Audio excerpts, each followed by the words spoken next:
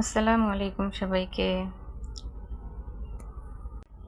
আপনাদের সাথে শেয়ার করতে চলে আসলাম আমার আজকের রান্নাবান্না। আজকে আমি রান্না করেছি আমার শাশুড়ির মায়ের হাঞ্জেল নিরামিষ, যেটাকে আমি অনেক পছন্দ করতাম। আমার শাশুড়ি মাঝে মধ্যে এভাবে তরকারি রান্না করতো, তো ওনার হাতের রান্না এমনিতেই মজা ছিল, কিন্তু এই তরকারিটা বেশি মজা হতো। এই তরকারিটা রান্না করার জন্য আমি নিয়ে নিয়েছিলাম লুইবা, পটল, বেগুন এবং পুঁইয়ের পাতা।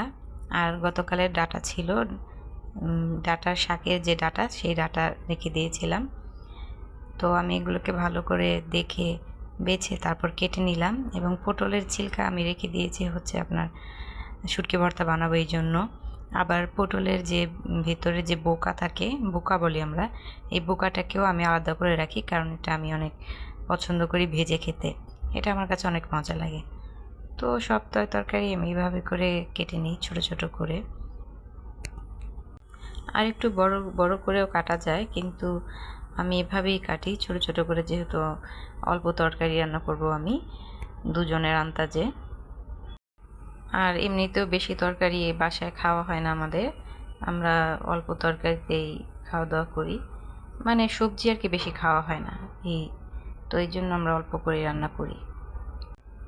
তো তারপর আমি পুঁইয়ের পাতাগুলো ভালো করে বেছে নিয়েছি। পুঁইয়ের পাতার মধ্যে যে ছোট ছোট কী যেন হয়, সেগুলো আমি ভালো করে হাত দিয়ে নখ দিয়ে খুঁটিয়ে খুঁটিয়ে বের করে তারপরে এই পুঁইয়ের পাতাগুলো আমি নিয়েছি।